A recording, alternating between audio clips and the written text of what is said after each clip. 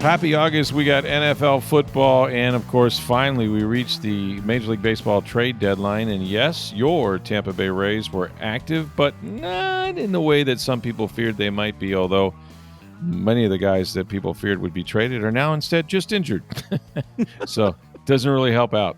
But no, it was an interesting day. I think that Eric Neander kind of did what he typically does, which is kind of split the baby in half, got a little bit better, even though he made some deals that on the surface might make them a little bit worse. But trades for now, trades for the future, improve the bullpen. So I think some smart things were done there. I guess maybe one of the bigger, if there was such a thing as a surprise. I mean, the good news is if you're a Rays fan, you didn't lose Yandy Diaz, you didn't lose Brandon Lowe, right? Pete Fairbanks. Pete Fairbanks is still a Ray. So all your friends, your rowdy friends are here. However, I was a little surprised by trading Taj Bradley. Now, value in, value out, right? Like that's the way you got to look at it. Okay, The Rays, what is their biggest problem right now? It's their bullpen. It's not their starting pitching per se. They do have some guys that could pitch better. And Zach Littell, we knew was going to get dealt because of his contract situation, and he was. He was dealt to the Reds. But seeing Taj Bradley go to the Twins, albeit this really solidifies their bullpen, Steve, for probably a few years to come. So Griffin Jax is a really good reliever. He was the setup guy for Duran there, right? Who was also traded. Twins lights out. Twin traded $22 million of payroll today. And you think that was just a money deal for them? Well, they're selling the team. The owner's in debt. Got it. It was a lot of that. And, they're not going to make the playoffs. They're not going to make it, yeah. Yeah, there was a lot of that going on. But Griffin Jax is a very good relief pitcher. I saw a tweet from, I think it's Rays Metrics on X, top 5 whiff rate in baseball. He added a cutter this year. He throws a sweeper mostly at 88 miles an hour with 14 inches of break. Jesus. 3,000 RPM. Stupid. Like, yeah, I mean, he's got 2 fastballs up to 99. Like, to me, and I haven't heard anything, but this is your closer next year. I think they'll trade Pete Fairbanks in the offseason, or maybe they'll hold him and trade him in the middle of the season. But this is your next closer. Okay. Is your hope. That's my guess is why they made this move. And so they were willing to part with Taj Bradley to do that. Right. You're going to get a pitcher who's, that dominant so far. And granted, he's been a setup guy, hadn't been a closer. But to me, this is why that move was made. He's going to make your bullpen a lot better. And you've added Brian Baker, who maybe hasn't been as great as you hope, but I think he'll figure it out. And, by next year, be a good pitcher for them in the back end. If you go into next year with Fairbanks, Jax, and Baker as your top 3 relievers, and then add in whoever else around it, that's a pretty good start for your bullpen. Now, Taj Bradley's a big price to give up, although he was sitting in AAA right now. Now, he was going down to work on some stuff, had a great outing the other night, as we discussed. But you traded for a pitcher today, too. You got Adrian Hauser for Curtis Mead. Sox. Yeah. So he kind of, my guess is he slots in where Zach Littell was in the rotation. And then Block has the, where Bradley was, where he filled in last start. Yeah. So your starting pitching, you still got, and you still have Seymour and others down in Durham that you could call it for starting pitching. You traded Caballero for an outfielder, Pereira, and a player to be named later. But Caballero is a bench player for you. I mean, he's a backup player. You got valuable, though. Valuable. No question about it. He's valuable. But obviously, they must like Pereira. Yeah. In this one. And then, of course, you traded Jansen, but you got Fortes. And in the Littell trade, you probably have your catcher of the future, Hunter Fiducia, who's been in AAA for a couple years for the Dodgers. Hitting 290 this year, has some pop, good defensive catcher, 867 OPS, left-handed swinging catcher. So he's hopefully going to be your catcher for several years to come now. Maybe you finally got a good catcher, a young catcher that you're going to be able to develop and keep for years to come. So I think Eric Neander, you lost some good players. Zach Littell has been a good pitcher for the Rays. Jansen was a good catcher. I think you did upgrade there, though. Caballero, you're losing. That hurts, particularly as you're getting a few injuries. May hurt even more. Curtis Mead had been up and down, but never really achieved so far the potential you thought he could. Maybe a fresh start will help with that. But I think Eric Neander does what he does many of the postseasons is, you sell some pieces, bring in some pieces, and overall you think you're a better team than you were before you started, which is all you can ask for, right? Yeah, and again, time will tell. Fiducia, by the way, is 28, and he's still, kind of a AAA guy. So I don't know. Well, he's kind of been stuck behind. The Dodgers have starting catching. I mean, they do. The part of it is they've got their catcher. So yeah, there's no room at the end. I get it. This gives him a chance to play. Yep. And the bigger concern right now, if they're going to make a push for the playoffs, is just getting these guys healthy. I mean, losing Jonathan Aranda for God knows how long, on a bad throw that took him into the runner and hurt his wrist. That was horrific. And then X-rays were negative, but Ryan Bass saying that they're hopeful he'll be back in September. That's a lot of time missed. I mean, it's August 1st. Yep. And, Chandler Simpson had a finger injury, I think. Yep. Yandy Diaz got hit on the arm. He's day to day. Although Yandy might have been like, yo, I'm hurt, don't trade me. I thought about that. I was like, kind of lean into one and try to hurt your value a little bit. I liked Caballero's comments after the game. So he got traded in the middle of the game. Yeah. Had to come out of the game and then is staying in New York there. And he says, I was winning either way today. That's a good point. It was so surreal, to see them learn of the trade while they're on the bench in the Rays uniform, and they're essentially going to be switching dugouts, at some point. Although it was the end of the series, it would have been maybe cooler if there were more games left. But guys were coming off the diamond, whether they were in a at bat and or coming off the field or something, base running, and they'd run into the cabbie, and he'd tell them, and they had the look on their faces like, wait, what now? To who? That's the strangeness of this sport. It and then I immediately, my mind goes to, okay, this guy has a family. He's probably got a mortgage somewhere. He might have kids in school. You know what I mean? It's just, what other business, right? It's like, hey, you've been traded from the Tampa Bay Times. You're going to Seattle. What? What? Well, I wonder, and I don't know where New York's playing next. Miami. They're all beheaded to Florida. Okay. Well, I'm wondering if Caballero didn't fly back with the Rays. He could have. To go home, get clothes, pack, whatever. Potentially. If you're going to Miami, it'd be real easy to still get there for New York's game tomorrow. Yeah. They're at the Marlins. I don't know what the plan was there or whatever. But it's not like he packed to. He didn't pack for a longer road trip. Well, he's already packed. He's been on the road forever. Right, but I mean, you might want a few other things, or who knows? And I don't know where the Yankees go after they go to Miami. They may have an extended road trip for all I know.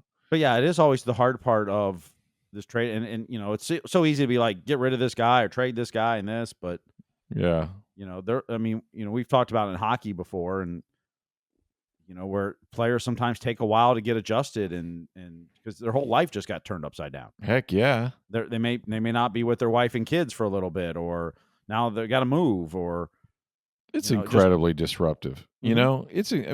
If that happened in real life, that pro sports accept that. You accept that if you're a player, but if that happened in real life, can you imagine how disruptive that is?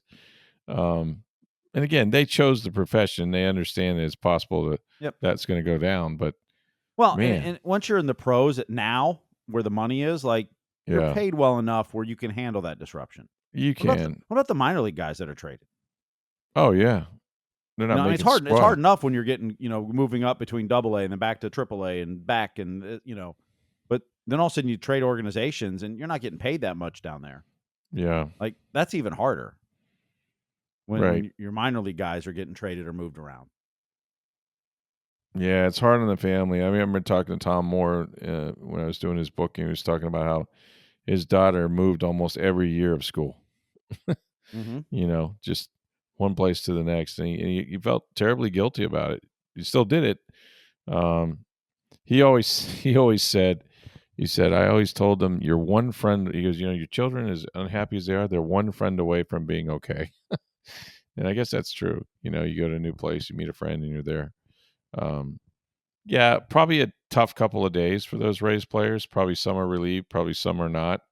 Um, the bottom line is, I think that Neander split the baby in half a little bit again. The best deals are the ones that make both teams better. So I imagine that everybody's happy with the players they got and the ones they gave up. And certainly the Rays did improve their bullpen. That was the number one thing. And I think Cash said it a few weeks ago, or maybe it was just a week ago, about the trade deadline. Like, what's the one thing? He goes, we got to get better in the bullpen. But just look at this Yankees series. I mean, they easily could have had one, maybe two more games. And it's been that way for a while. So Fairbanks can't do it by himself. Now you get some help. Unfortunately, they got a bunch of guys hurt in this series, so that's not good. But I don't think it's, at least Rays fans can't walk away from this weekend or this week saying, it's over. They tanked. They ripped it up. They blew it up. They really didn't blow it up. They tried to get better where they could. The three biggest pieces are still here.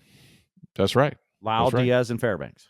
There you go. Now, I don't know if they'll be here to start next season. True. We'll see, but yeah, they didn't punt on this season. No, because I'm sure they had offers. Right. There was reports, I think maybe Buster Olney or others were saying that the Red Sox really were interested in Yandy Diaz. And there were places, destinations where these guys could have been moved, and they chose not to move them. Yep. Which tells us that they think that no matter where they are in the standings, 2.5 out of the final wild card, whatever it is, that there's enough baseball left to play. They get a little bit better in the bullpen. Mm-hmm. They might go on a run here. And well, it also tells me that those guys have fairly team-friendly options for next year. Yep. That you're looking at next year going, I don't have a better second baseman than Brendan Lowe, or a DH than Yandy Diaz, or a closer than Pete Fairbanks. And so I want them next year too. Like, the part of when you start trading those kind of pieces is you don't have them next year either. Right.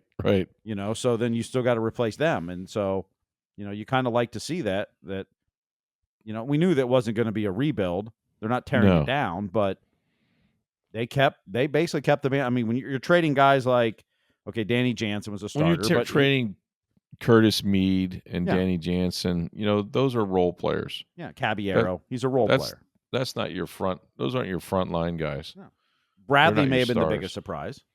Bradley was the biggest name because I think Taj is really, really good. I don't know like the mental makeup there.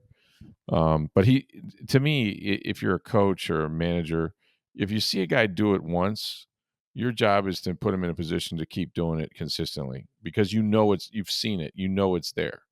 And somebody's got to get with him and whatever it is, mechanical or mental or what have you, get him locked in. He's going to be one hell of a pitcher. And he's still a young guy. But you're not going to get value unless you're willing to give up value. You know what I mean? Yep. And they got value back in the closers. So sometimes those deals help both teams, and sometimes you live to regret it. You just don't know what you don't know. But I've always liked Taj. I don't know. His command got away from him a little bit. Obviously, he went down to Durham, worked on some things, and was dominant. I assume that they'll bring him back up, to the majors now that they've dealt for him. But that's the only one that you go, really? Like I didn't think they'd give up on the guy. Okay, so you think about it, though. You're starting rotation now, okay? Pepio, Boz, Rasmussen. Joe Boyle's now in your rotation. I don't think you want to take him out. Right. You just traded for Adrian Hauser is now in your rotation. You still have McClanahan at some point to come back, whether this year or next year. So there's 6 pitchers. Taj is probably your 7th pitcher. They're still pretty deep on the starting staff, yeah. And Seymour can start, and they've got, which is why if you need bullpen help, trade a starter. Trade your depth, yep. Yeah, trade where your depth is. And so I don't know if it was giving up on Taj Bradley. No, I think it was value in, value out. I think that's one of those where you go, look, we want a really good closer. Well, to get a really good closer, you got to give up a really good pitcher, And Taj is young enough to where I'm sure they see a lot of upside in him the way the Rays did. It's a shame because I like the kid. I've talked to him a bunch, and not a bunch, but the few times I've been over there. I think he's going to be successful. But then again, there's something that hasn't quite been consistent ever since they rushed him to the majors a few years ago. Yep. But, if you can solidify that bullpen, I mean, think about the leads in the last month that they have blown. The other night they led in the 8th, the 9th, the 10th and lost in the 11th. I mean, The Yankees are the first team ever to overcome deficits in all 3 of those innings and then win in the 11th. It's insane. Like, you just needed one more out in some cases, one more pitch in some cases, right? Like, those are the games you've done the work. You got to lock them down. You got to lock them up. And, if they can get that now, then you can start winning again. You win a few games, the confidence comes back. Before you know it, you're, 21-6 on the month. Which is kind of the run they need right now. But yeah, all in all, if you're a Rays fan, you should be happy that you still have your fan favorites, right? Yandy Diaz, for sure. Brandon Lau still here. I mean, your big guns are your big guns. They're still your guys, your dudes. And then they've just kind of like, done some stuff to support them. No one's going to miss Curtis Mead. Not that he wasn't a good guy, not that he, didn't contribute at times as a right-handed bat. He may go on to do great things in Chicago. And he could, but I don't think that, people are clamoring to see more Curtis Mead in Tampa, So Caballero was going to be a backup. I mean, Cabby's a backup. He's a valuable one, can play the outfield, makes the damnedest plays in the world. At one point was leading Major League Baseball in steals. Yep. He puts pressure on your defense. Like, he can do a lot of things well, but he doesn't do anything great. Yep. And you got to have some greatness in there somewhere. So, yeah, I would give them, a B for their trades, and B, maybe a little more than that, maybe a B plus. It's been a long couple of days. I'm sure. Here's the other thing I wonder, Steve. For guys, and these guys are nicked up now, so who the hell knows? But if you're Yandy, or if you're Brandon Lowe, or you're one of these guys that you're constantly reading, it could be moved, could be traded. Once you get past this date, isn't there a bit of an exhale and let's relax and know that we're going to be here and stop worrying about things that didn't happen? No question about it. No, and have guys not played up to their potential the last couple of days because of that? Perhaps. Yeah, and Brandon Lowe even talked about, like, when they traded Littell after Wednesday night. And he was talking about our families are very close, their wives. Sure, their wives sit together, all good that. friends. Yeah. Like, kids play. I hate seeing him go. I'm happy for him and hope he gets to go on and, do great things. But, it's tough business. Yeah, it is very tough. It's easy to play fantasy football or baseball or just trade. But, I mean, these are people's lives that are impacted. Right. And, but yeah, is there relief all over baseball?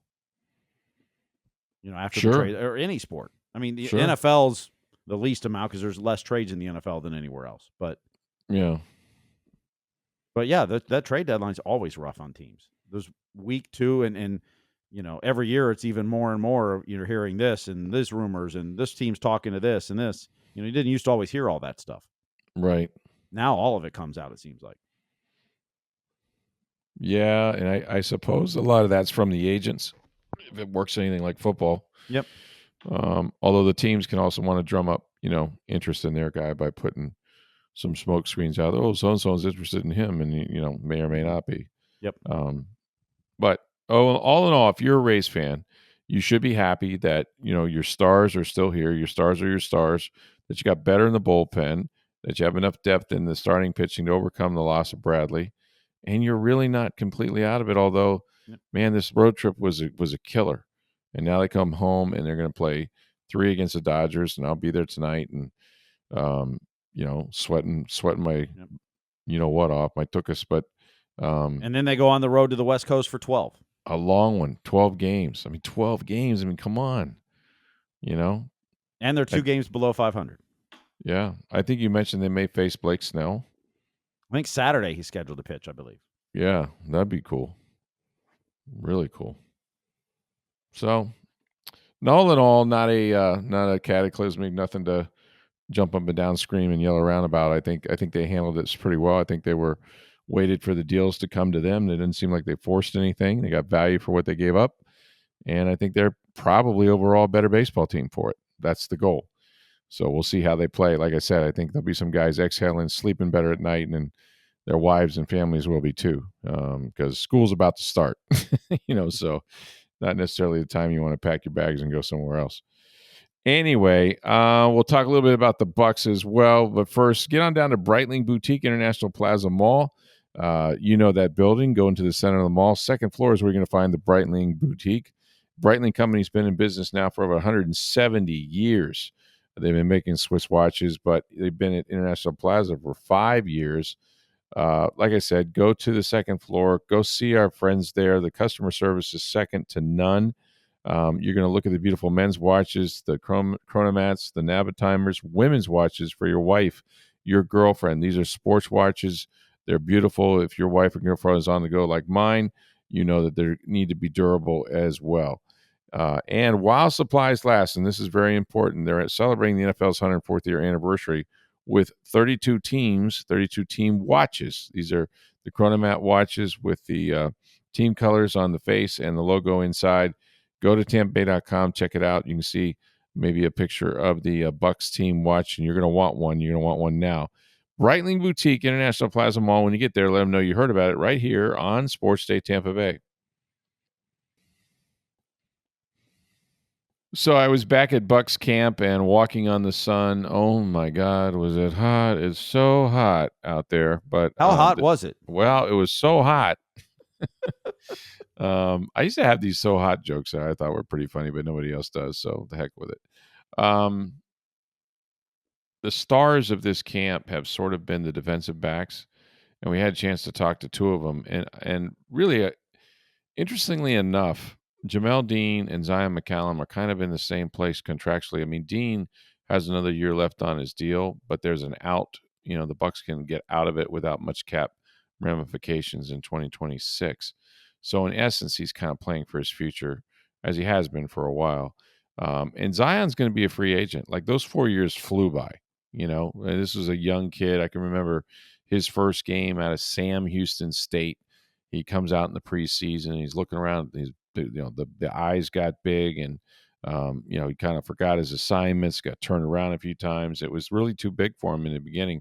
And then he settled down, and he's been just a terrific player, and probably, their best corner. But like, those two guys have a lot at stake this year. And it was interesting in talking to Zion. I said, I guess it's a contract here, but does it motivate you? Is it something you try not to think about? He goes, oh no. He goes, I keep it right in the front of my mind, because he goes, I'm going to grasp anything I can, to try to get me motivated, keep me, trying to improve and all this sort of stuff. So he's not running from the fact that he knows he's a free agent. And really, Dean said the same thing. When Dean was like, look, the injuries have been my big thing. He's missed 9 games in the last 2 years. But he says, I need to be more productive when I'm playing. And that's true. 1 interception since 2022, and that came last year. So there's an awareness there, and not for nothing, it always helps when you have a rookie that's very, very hungry, rookies that are making plays, and that's Benjamin Morrison and Jacob Parrish. Those guys have shown up like they're veterans. They catch the ball. They're always in position. You can tell they're great athletes. Morrison, maybe even more so, because of the way he's able to flip his head around and track the football, which is such a hard skill, almost like a center fielder, that turns his back to see where he's at the wall. He's been terrific. So what was a weakness is a strength. I think you're going to see a lot tighter coverage. These guys know what's at stake. Only a handful can play at one time. And competition makes you better. But, I really am impressed with the way they've taken the ball away. Now, I think it's also fair to ask this question. At what point, and I don't know if he had, to be fair, I don't know that he had an interception necessarily, although I would suspect he did, but I don't know if he had an interception at practice, on Thursday. But at what point do you become concerned that Baker's throwing a lot of interceptions in practice? Well, you got to know what's the play call. What are you working on? What are you doing? That's the stuff you don't know. That's right. I mean, that's true. If it's just normal situations and he's throwing a lot when he shouldn't, then the coaches should be worried. Yeah. Fans, the problem is you don't know when to worry, because you don't know what they're trying, what they're working on, what they're doing, what the defense is doing. Like, there's so much to it, Mm-hmm. and is the interceptions his fault? Did receivers run the wrong routes? Right. There's, everything Story that behind goes every with one it. of them. Yeah. Right. I mean, most things that happen on a football field, it's easy to go, this guy screwed up. But usually there's a lot of other things that led to that. Or, oh, yeah. it's usually not one thing. Mm-hmm. I mean, football is probably the ultimate team game. Yeah. All 11 guys have to do their job for a play to be successful. Right. And well, the old success has 1,000 fathers and failure is an orphan, right? Yeah. But knowing Baker has said, and they've talked about, he's got to cut down the turnovers. Yeah, I'm just kind of like win.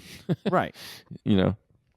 But also, is he holding the ball a little longer because he knows he's not going to get hit? Well, there you go. See, here's the fallacy of training camp is exactly this. The quarterbacks know that they're not allowed to be hit, right? And unless somebody really screws up, they're not going to be hit.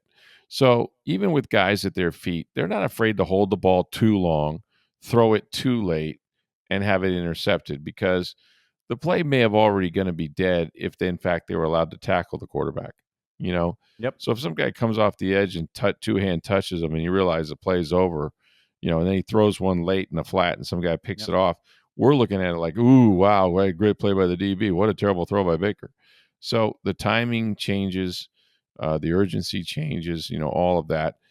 I will say this. The greatest quarterback of all time was Tom Brady. Mm-hmm. And Tom believed, and I think his career verified this, that, you form your habits in practice. You form your habits in training camp. You form your habits in the off-season workout program. And it happened. I'm not saying it didn't happen, but it was rare to see Brady take a rep and force something and get a ball intercepted. Like when it happened, you're like, "Ooh, who just intercepted Brady?" And he didn't throw 3, 4, 5, sometimes 6 in a practice. You routinely see that with Baker Mayfield. Like there'll be, 1 or 2 easy, and sometimes north of that, where you're just like, okay, that's clearly an interception, right. and it's not good.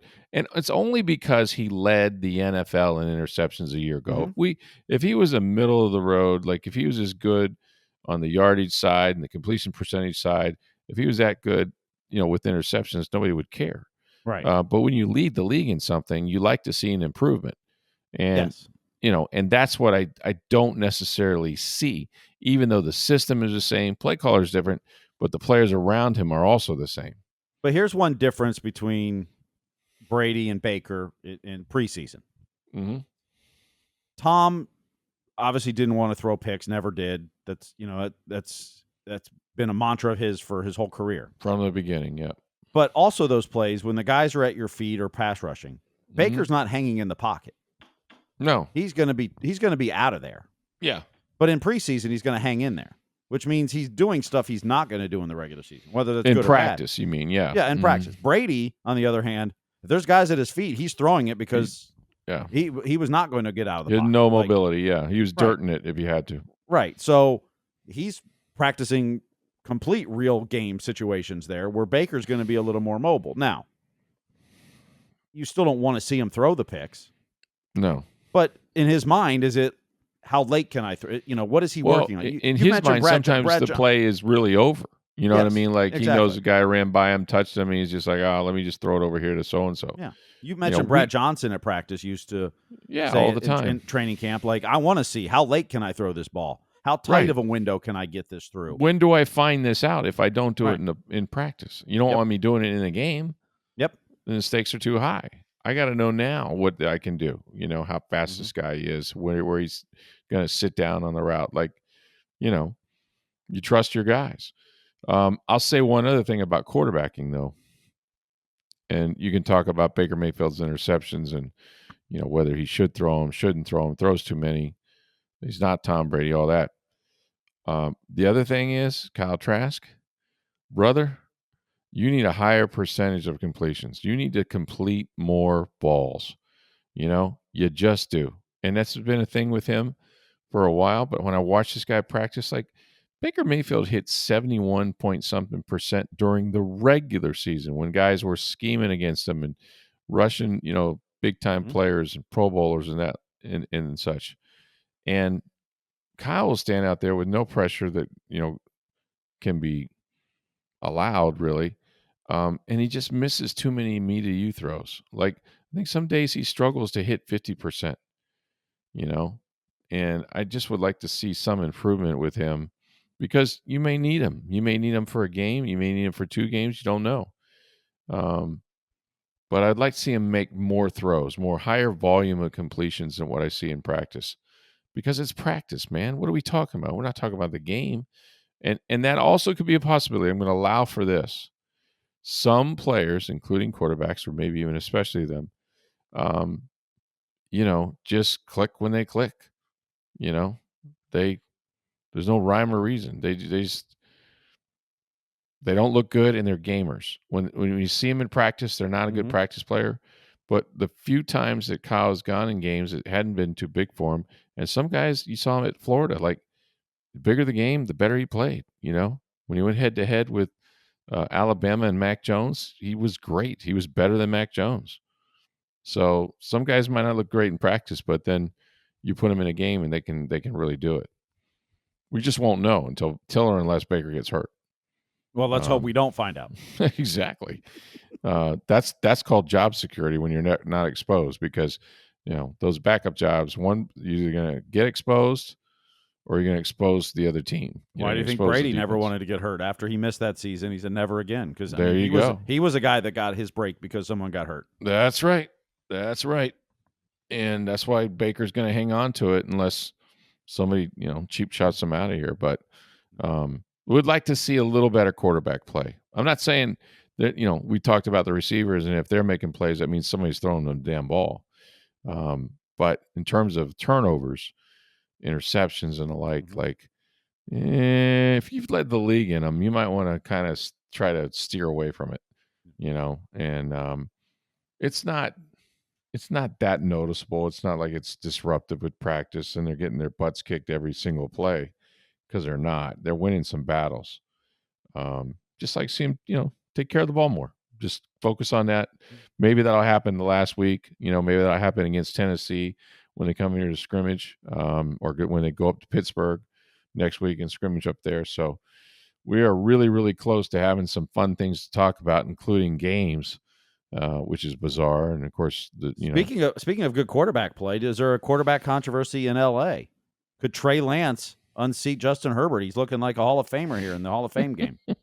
No, I'm not even going to think about it. No, but you know what? Not unusual, as Tom Jones would say, not unusual for Jim Harbaugh, to find himself a mobile discounted quarterback that can do some stuff. I heard somebody talking today about Justin Herbert's a really good player. Like, I think he's a really good quarterback. But when Harbaugh got there, it was like, yeah, go sit over here. I'll tell you when you need to throw it, And that's so quintessential Jim Harbaugh, Like the Michigan quarterback, like if you go there and he's ground and pound all the time, yeah, you may have to make a play or two. But you don't get a lot of chances. So I don't know. But I'm ready. I'm ready for these guys to play a game. I'm tired of watching them practice. I want to see them go against another team. I want to see them whether it's joint practices with Tennessee, up at Pittsburgh. I want to see a game. I want to see the young guys play, which will predominantly be young guys. And look, they only had 3 quarterbacks, and Trask is going to have to play a lot in the preseason, at least early on. Todd Bowles will say he's going to play starters more. I would think that would be later in training camp more than earlier, but we'll see. But football is back. Thank goodness. Yes, it's August, which means college football starts this month. That's tremendous. That's even better. Better. 3 weeks from tomorrow is week 0. And is the week 0 Texas and No, that's week 1. That's Labor Day weekend. That's okay. 4 weeks. That's 4 weeks. But week 0, you have a handful of games. I don't remember who's playing. But man, Texas at Ohio State. What a time to start that off, huh? Yep, game 1, noon. Arch Manning, you gotta be kidding me, man. You know what I mean? That's college football. That's big noon football right there. Yep. It's gonna be fun. So I can't wait. I'm happy it's football. It feels like we're on a different planet right now, though. I was going to say, it doesn't feel like football weather outside. Somewhere in the next about 3 months from now, there will be a rush of cooler air, or at least less humidity, and we're all going to go, oh, thank God. And that's the best time of the year. That day of that first blast of cold front, even though it's still probably 78, but the air is drier, you're just like, yes. At this point, I would take 90 and no humidity. Right? I have not gotten in my car this week that it hasn't been triple digits. I don't know what's going on, man. It's like, I didn't even know it went that high, to be honest with you.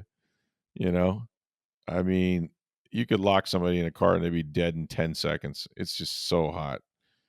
But how hot is it? It's getting hotter all the time. Anyway, all right. Well, listen, be careful this weekend. Go see our friends at Breitling Boutique, International Plaza Mall. Buy yourself the best timepiece you've ever owned, the Chronomats, the Navitimers, NFL watches, 104th anniversary. All 32 teams have a watch while supplies last. I'm telling you, get something for your wife, your girlfriend. It's Breitling Boutique. They got all of it. Center of the mall, International Plaza Mall. Forgot where I was. And when you go there, please make sure you let them know that you heard about it on Sports Day Tampa Bay. Thanks for listening, everybody. For Steve Versnick, I'm Rick Stroud of the Tampa Bay Times. Have a terrific weekend.